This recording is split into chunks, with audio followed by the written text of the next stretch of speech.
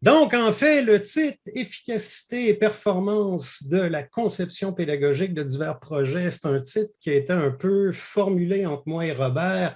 Leçons apprises et nouvelles orientations.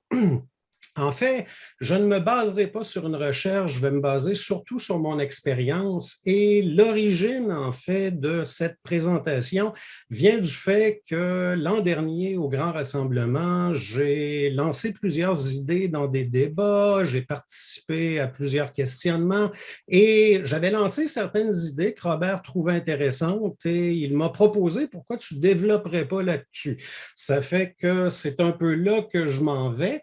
Donc, en fait, puisque je vais parler d'expérience, je ne nommerai pas d'employeur, malgré qu'il y en a un pour un cas que j'ai mis une nouvelle du lien multimédia de 2007. Donc, ça va être évident, mais qu'à quelque part, c'était une super expérience. Donc, ce n'est que du positif. Et j'aimerais vous dire que dans mon cas, la philosophie s'applique toujours. Parfois, on réussit et si on ne réussit pas, on apprend. Ça fait que c'est un peu là que je vous dirais, les bons coups et les moins bons coups sont toujours à retenir dans une expérience de conception pédagogique. Donc, ceci dit, le concepteur ou la conceptrice pédagogique, en fait, j'aurais dû dire la conceptrice en premier, de façon à être épicène. C'est comme ça que je l'ai écrit aussi. J'étais parfaitement épicène, je ne l'ai juste pas lu correctement. Donc, ceci dit, plusieurs experts de matière avec qui j'abordais à travailler ou que mes collègues avaient travaillé disaient de nous d'être une espèce bien spéciale. Évidemment, avec la COVID, on a aussi dit que c'est une espèce en voie de prolifération.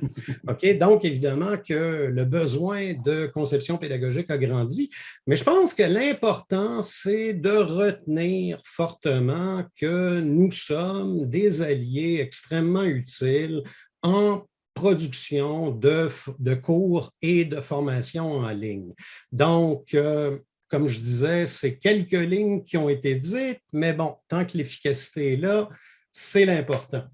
Donc, une chose que j'ai appris avec le temps, parce que j'ai commencé en 2006 à travailler dans des cours en ligne, donc je faisais partie des premiers astronautes qui étaient lancés dans la toute nouvelle fusée qu'on appelait cours en ligne. Une chose que j'ai apprise, c'est l'importance du facteur humain en conception technopédagogique. Et là, je vais surtout mentionner l'importance de l'enseignant parce qu'au début, en 2006, il y avait certaines entreprises privées qui voyaient la technopédagogie ou plutôt la conception pédagogique comme un outil pour, je vous dirais, quasiment remplacer les enseignants. Et c'est pas là qu'on va réussir. Tu sais, je veux dire, à quelque part, qu'on regarde Vygotsky puis qu'on parle de la zone proximale de développement, je veux dire, à quelque part, sans avoir un support humain, comment est-ce qu'on arrive? Oui, tu sais, je veux dire, il existe l'intelligence artificielle qui se développe, mais je pense qu'à quelque part, on est pas mal tous d'accord qu'elle ne remplacera jamais toutes les caractéristiques humaines, être capable de reconnaître les complexités, de reconnaître l'aspect émotif. Donc, le rôle de l'enseignant est central. C'est pour ça que je pense qu'à quelque part, nous sommes toujours des alliés et devons travailler de pair avec nos experts de contenu qui très souvent, ou experts de matière en passant, le titre change d'un endroit à l'autre des fois. Mais ceci dit, la chose qui est importante, c'est de comprendre évidemment le fondement que nous devrions travailler alentour du contenu d'un expert dans la matière, donc de quelqu'un qui peut évidemment l'enseigner efficacement. D'essayer de devenir le prof n'est jamais la meilleure des solutions. Donc, là-dessus, il y a aussi une question des facteurs de motivation, c'est-à-dire un prof, à force d'enseigner un cours, sait comment motiver ses apprenants vers la matière. Et d'un autre côté, bien évidemment, on est dans un tournant où plusieurs universités, évidemment, regardent depuis la COVID et même avant, regardent l'idéalisme de l'apprentissage autonome et cognitif. Bon, je m'étais mis des notes, sans expert de matière, il est possible de rechercher, mais c'est vraiment pas idéal. Le tandem enseignant et concepteur pédagogique a fait ses preuves, donc on devrait le maximiser. Même si cela est un désir ou un mandat de certains groupes, je ne le nommerai pas, ce ne sont pas tous les profs qui vont devenir de bons concepteurs pédagogiques. Il y a une passion là-dedans, il y a un intérêt à quelque part. Oui, il y a des profs qui se sont démarqués pendant la pandémie, qui sont devenus d'espèces de bons technopédagogues, mais la question est, c'est quand même une compétence et une spécialité. Donc, des fois, d'unir un prof traditionnel qui veut garder un peu plus sa méthodologie avec un concepteur pédagogique, ben moi, par expérience, je vous dirais que les meilleures expériences que j'ai eues, c'est quand l'expert de matière me disait, André, j'en apprends sur la technopédagogie, et moi, je lui disais, ben moi, j'en apprends sur ta matière. Donc, c'était toujours du positif. Le facteur humain est vital en formation. Je pense qu'ici, on est tous d'accord. Évidemment, bon, ce qui était super intéressant, j'ai adoré la présentation de mardi où l'Université de Laval a comme décelé avec des belles données la popularité des modes hybrides et comodales. Donc, à quelque part, il y a une place pour ce développement-là, malgré que je vais vous dire qu'il y a certaines universités qui poussent fortement présentement à revenir en classe dans la vieille méthode pré-pandémie. Est-ce la bonne méthode? Personnellement, moi, je prônerais pour l'autre église, mais c'est une question de perspective. Et à quelque part, l'apprentissage autonome et métacognitif est super intéressant. Et ici, je vais référer à Cindy Hoggett qui, dans le fond, dit en anglais, oui, mais il y a les 3 E, the 3 E's, qui sont excite, enable, puis experience. Ça fait que dans le fond, c'est sa vision des 3. Et sur ça, je vous référerai à lire, en fait, les publications de Cindy Hoggett qui sont super intéressantes. Bon, on travaille avec des modèles. Très souvent, en conception pédagogique, on nous dit le modèle, c'est quoi ton modèle? Sur quel modèle vas-tu te baser? Bon, dans un contexte actuel où on parle d'enseignement hybride, commodal, où on parle de blended learning, n'est-ce pas? Je l'entends plus souvent en anglais qu'en français, donc j'avais un peu une gêne de dire l'enseignement mélangé. OK, souvent on présente un malaxeur, tu sais, donc un blender pour parler du blended learning. Dans un contexte où on mélange tout, moi je me pose la question par expérience, pourquoi ne pas mélanger un peu nos modèles? Tu sais, j'ai tendance à des fois rentrer dans des systèmes où on a tendance à être très rigide dans un modèle spécifique, mais on oublie les autres. C'est que dans le fond, mélangeons un peu. Et de l'autre côté, je vous dirais que, comme nous a présenté Alexandre, à mon avis, la méthode agile nous enseigne beaucoup et peut être très efficace, mais attention, j'ai travaillé dans certains systèmes où ce que je me questionnais, est-ce que c'est la méthode agile ou la méthode agile? Parce que dans ce contexte-là, c'était comme je me demandais, est-ce qu'ils connaissent les sources de la méthode, l'utilité et en fait la vocation pour laquelle ça a été créé?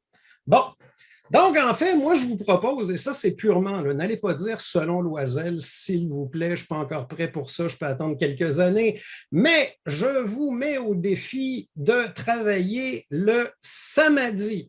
OK?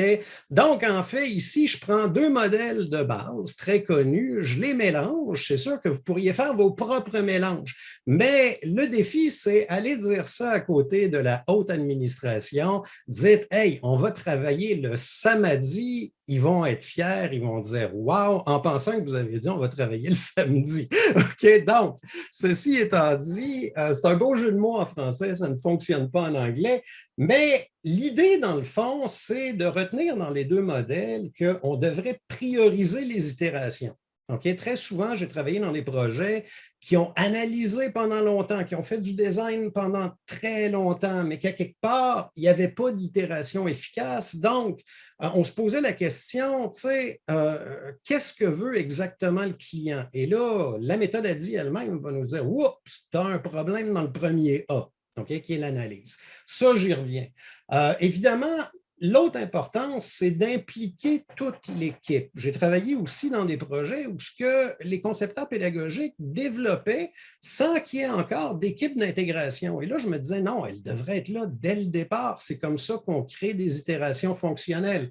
L'autre chose, ne pas avoir peur de créer des petits groupes en mode d'idéation. Ça, je pense que c'est très important. Tu sais, on a tendance à vouloir centraliser le concept. Et je vais vous dire que les meilleurs projets dans lesquels j'ai travaillé, c'est où ce que c'était décentralisé, j'y reviens. Et n'ayez pas peur d'être récursif, mais au départ du projet, non pas au milieu du projet, non pas quand vous êtes rendu à l'étape d'implémentation, parce que là, on revient en arrière avec beaucoup, beaucoup, beaucoup de matériel. Et là, entre vous et moi, au point de vue du retour sur l'investissement, le fameux ROI en anglais, le ROI, on a un problème d'efficacité. Bon, donc ceci dit, la méthode ADI, je pense que la majorité d'entre vous la connaît. Si vous ne la connaissez pas, je vous invite à, évidemment, faire vos petites recherches sur la méthode, puisque si vous allez créer des cours en ligne, c'est une méthode qui a fait preuve depuis longtemps. Oui, je suis d'accord, elle tire du behaviorisme, mais ceci dit, elle fonctionne. Ceci dit, la problématique dans la méthode, c'est si on la lit de façon linéaire, on se dit, bon, quand on a passé l'analyse, on passe au design. Quand on est d'accord sur le design, on passe au développement. Ensuite, on implémente. Ensuite, on évalue. Mais là, si ça se fait à l'interne, si le public cible, comme disait Alexandre, les apprenants, les enseignants ne sont pas invités dans le processus, bien là, à un moment donné, c'est qu'on risque d'arriver en implémentation et en évaluation, puis de dire, oups, on n'a pas vraiment répondu au mandat. Et ça, c'est un gros problème. Alors, comment est-ce qu'on peut réussir à mieux cerner la méthode ADI de façon à pouvoir tester et créer de petits prototypes fonctionnels, des itérations? Bien là, à mon avis, la méthode SAM vient répondre à ce besoin-là. Donc, à quelque part, si je regarde le premier cercle, ben, on conceptualise, donc évidemment, on fait un design, on fait un prototype, on fait une révision. Et ça, ben, on garde l'idée du sprint, c'est-à-dire une petite itération pour commencer. Après ça, on monte d'itération en itération. Et ça, si vous êtes capable déjà de commencer à faire du alpha et du bêta testing sur de petites itérations, dites-vous une chose, votre client risque d'être satisfait et votre public cible risque d'être en fait en engouement de voir la résultante parce qu'ils ont été impliqués. Et vous, ça vous donne des données si ça va fonctionner ou si ça ne fonctionnera pas.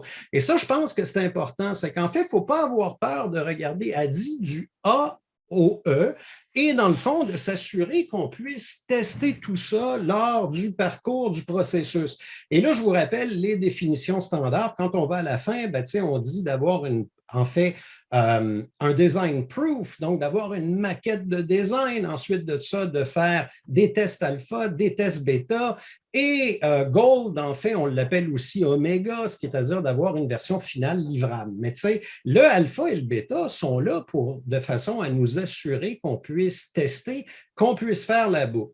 Pour revenir à ce que je disais tantôt, j'ai travaillé dans certains projets où ce que, dans le fin fond, les têtes de projet avaient une idée, un concept, c'était figé, et que là, on réunissait toute l'équipe autour de cette idée et on disait, let's go, on fait quelque chose. Donc, on analysait là-dessus, on faisait le design là-dessus, même que des fois, l'analyse était faite par d'autres personnes que les concepteurs pédagogiques. Et nous, on disait, ben, commence à faire un design. Ça fait que dans ce contexte-là, moi, je vous mets au défi. Et par expérience, très souvent, ce qui a été le plus porteur, c'est en fait de répartir les équipes en petits think tanks, donc en petites bulles d'idéation, et que chacune emmenait des idées différentes. Et pourquoi est-ce que je prône cette idée-là? C'est que si on s'en va dans la méthode SAM et qu'on veut faire des petits prototypes fonctionnels à partir de sprint, l'idée, c'est qu'on va arriver devant le client avec peut-être 3, 4, 5 propositions.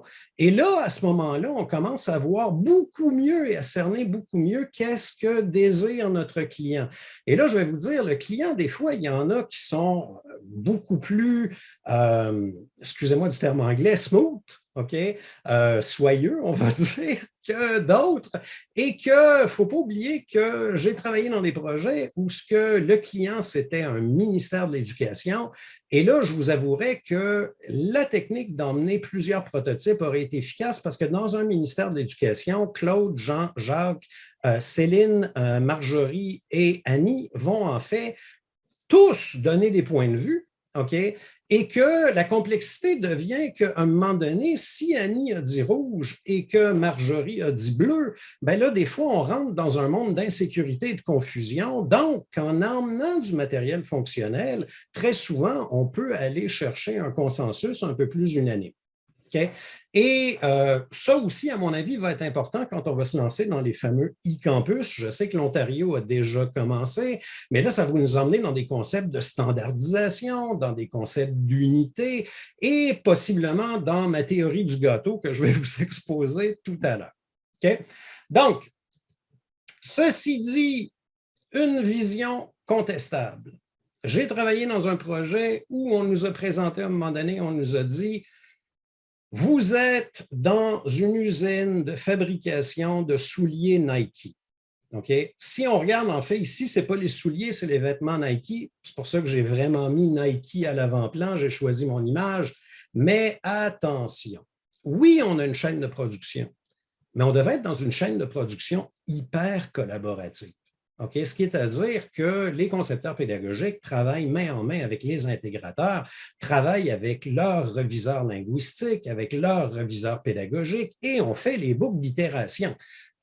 L'idée, c'est de ne pas envoyer du matériel pour que ça passe à l'autre qui coud en avant, l'autre qui coud en avant, pour que finalement, quand ça arrive en avant, un inspecteur dise « Oups, ça ne satisfait pas les besoins ».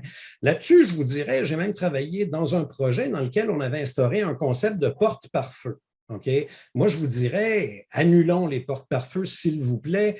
La problématique, c'est que on envoyait des modules à concurrence de 5 avant d'avoir une rétroaction. Et là, quel est le problème? Quand quelque chose est décelé dans une vérification d'un module, bien là, les 5 autres modules sont en jeu. C'est que dans le fond, on aurait été beaucoup plus efficace de faire une petite itération, de la valider, de la faire passer le plus rapidement et de travailler sans porte par feu et de communiquer directement dans l'équipe de façon directe et responsable. Bon. Quand la production déroute, ça arrive dans plusieurs projets, il y a toujours des solutions. Bien là, je vais vous rappeler Thomas Gilbert. Okay? Évidemment, ça s'est enseigné dans les cours de technologie de performance humaine, mais qu'à quelque part, les entreprises, les institutions ont toujours tendance à penser, ben, c'est les individus. Ce sont les gens dans la chaîne de production, on doit les former, il y a quelque chose qui ne marche pas de leur côté. Mais ce que Gilbert nous enseigne, c'est que ça peut être autant au niveau de l'environnement que de l'individu. Donc, par exemple, j'ai travaillé dans des projets où ce que les attentes et les rétroactions, case 1, n'étaient pas claires. Okay? Ça crée un gros problème. Il faut le fixer au niveau de la gestion de projet et de l'entreprise avant de continuer. Okay? Deuxièmement, si on n'a pas les outils et les ressources, par exemple, travailler sans intégrateur, ben, à un moment donné, 3 mois plus tard arrivent les intégrateurs, on doit tout changer parce qu'eux autres, ils disent, ben ça s'intègre comme ça ne s'intègre pas correctement. C'est que là, tu sais, s'assurer que l'équipe ait les outils et les ressources. Suite à ça, les conséquences et les incitations. Bien là, c'est sûr qu'à quelque part, bon, taper sur les doigts, je ne suis pas fort, mais des fois, c'est nécessaire. Mais de l'autre côté, ben, j'ai apprécié les entreprises qui me donnaient des coups d'os. Tu sais, à quelque part, ça me disait ça va bien. Et je me suis payé certains livres Amazon et un 100 $ sur mes prochains voyages à Air Canada à travers le système Kudos. Mais il ne faut pas se gêner de féliciter. Je veux dire, à quelque part, comme nos apprenants, la motivation intrinsèque est importante et la motivation générale aussi. Donc, au niveau de l'individu, ben, c'est sûr qu'à quelque part, il faut s'assurer que si les compétences et connaissances ne sont pas au rendez-vous, ils ont besoin de formation, surtout de nos jours avec la carence en emploi, ben, pas la carence en emploi, mais la carence en candidats pour des emplois. L'inverse, je vous dirais qu'à quelque part, oui, des fois, il va falloir en former. Et aussi, d'un autre côté, il faut toujours se rappeler de la sélection et les assignations. Ça, là-dessus, je vous dirais sélection, assignation et motifs et préférences. Je vous donnerai l'exemple d'un projet où, dans le fond, on demandait aux experts de matière dans quelle matière es-tu confortable de travailler? Mais les concepteurs pédagogiques, on nous disait, ben vous êtes censé être capable de travailler dans tout. Mais ça reste que même le concepteur pédagogique va être attiré et probablement va avoir des intérêts dans une matière plus qu'une autre. C'est là que c'est important de faire une chimie. Moi, j'adorais être dans une matière qui me plaisait avec un expert de matière qui était évidemment super motivé par sa matière et que là, on faisait des équipes de tonnerre, n'est-ce pas? Si j'allais dans un programme où déjà ça me démotive, je disais, je ne donnerai pas mon 100%, c'est évident. Puis là, c'est une question carrément de motifs et préférences. Donc, je vous rappelle d'aller voir le Behavioral Engineering Model, BEM, excusez-moi de le prononcer en anglais. Je ne pense pas qu'il y ait de traduction francophone officielle. Ça fait que je l'appelle par son nom d'origine. Bon, ceci dit, ma théorie du gâteau, c'est ça que j'avais emmené à au dernier rassemblement du REFAD. Et c'est là-dessus que je me pose des questions, voyant les e-campus s'en venir, voyant évidemment l'éducation en ligne proliférer. Et je me rends compte qu'actuellement, on fait chacun des tartelettes de notre côté. Okay? Certaines institutions, certains projets veulent réinventer la roue quand elle existe déjà. Okay? Et que là-dessus, ma question, c'est est-ce que dans le futur, il ne serait pas idéal, au lieu de faire des tartelettes, de regarder à construire de plus gros gâteaux ensemble?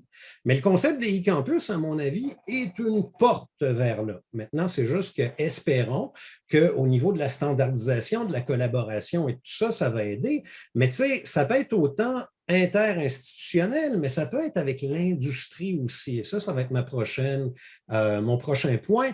Mais bon, je disais pourquoi constamment réinventer la roue quand elle existe déjà?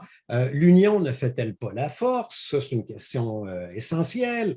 En fait, il y avait eu une conférence sur la différenciation pédagogique et l'implication.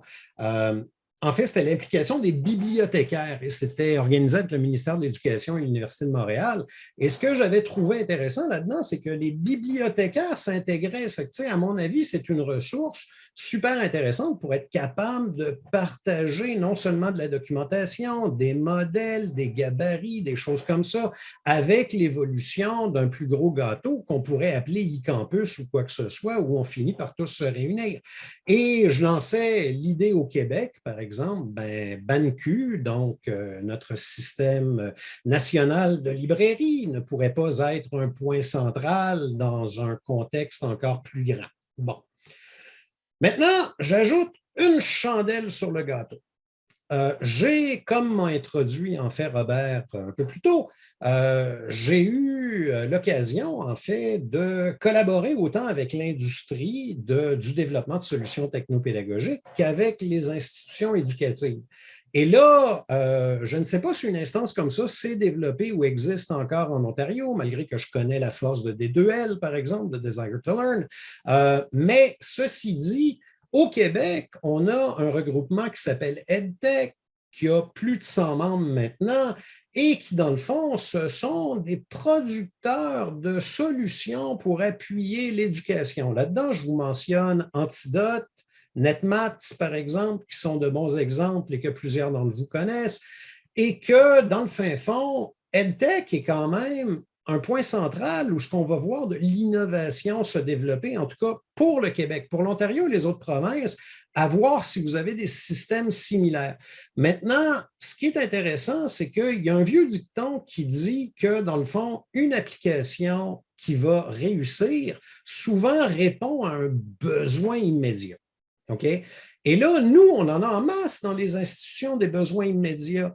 Et c'est là que je me pose la question, des organismes comme le REFAD, comme en fait nos amis du Bas-Saint-Laurent, par exemple, le FADIO, est-ce qu'on ne devrait pas considérer avec le temps peut-être faire d'autres genres de rassemblements, mais qui, dans le fond, impliquent l'industrie et les institutions, parce qu'on aurait peut-être quelques pistes à donner pour le développement de solutions qui, pour eux autres, peuvent devenir lucratives et qui, pour nous autres, peuvent devenir très utiles et devenir centrales à nos conceptions aussi. Okay? Donc là, c'est la chandelle un peu plus entrepreneur que je vous lançais. Et finalement, les visions futures. OK, je déteste le branding, j'ai travaillé même en publicité. Et ici, je voulais rappeler, parce qu'on parle beaucoup du métavers, n'est-ce pas? OK. Moi, je vous dirais, il y a le microvers, le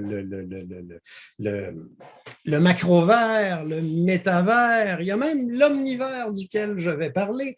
Mais à quelque part, c'est tout du marketing et à quelque part, une des raisons qui ne m'attire pas tant que ça sur la nomenclature ou le nom du métavers, c'est parce qu'à quelque part, on sait tous l'origine de pourquoi Facebook a décidé de placer l'attention ailleurs et ça ne fait pas si longtemps et soudainement apparaît Meta, apparaît le métavers. Mais d'un autre côté, il ne faut pas oublier, ils ont acheté une super belle solution qui s'appelle Oculus et qui, à mon avis, présentement est très centrale. Okay? Sauf que est-ce que le métavers va vraiment répondre à nos besoins?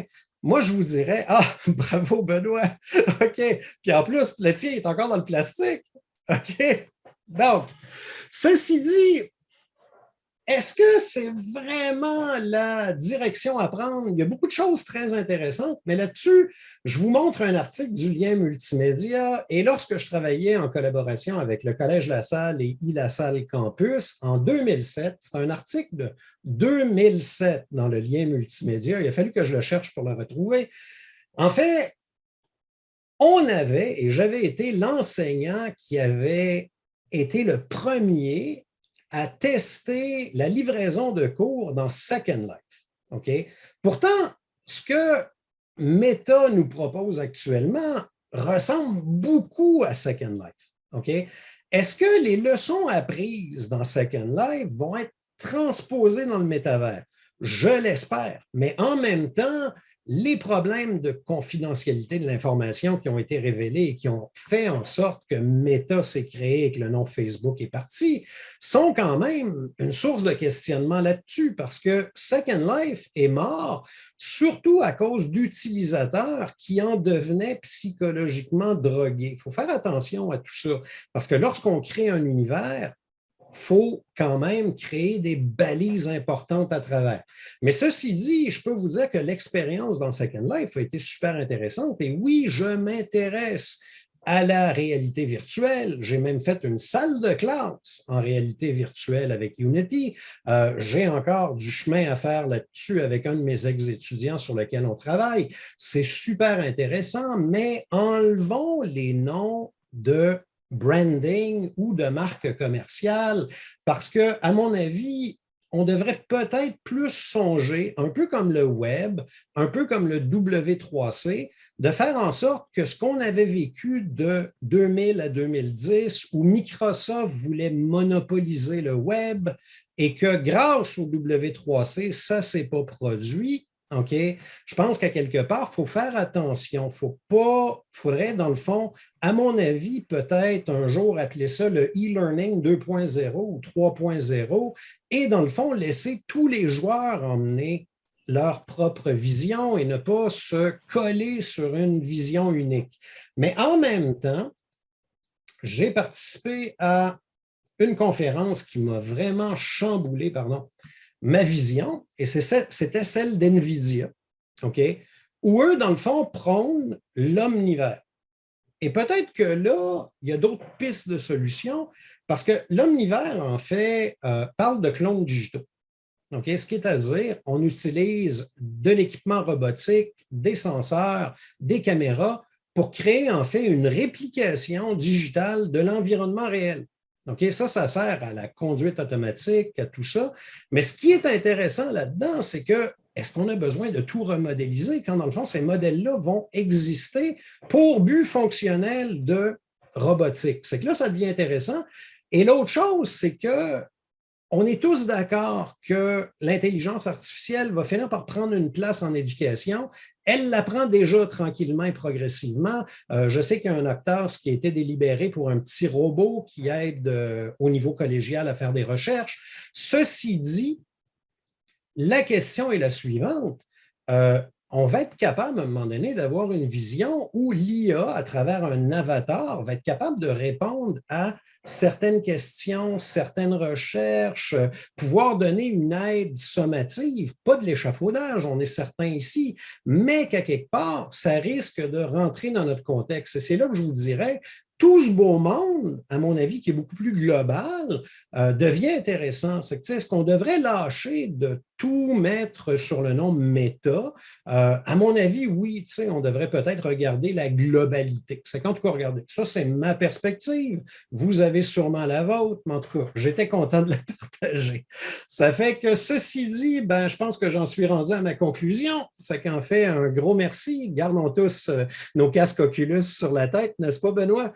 OK, déballe ton paquet en premier. Et tout ça étant dit, c'était ma présentation. Écoute, je vous remercie infiniment pour votre participation.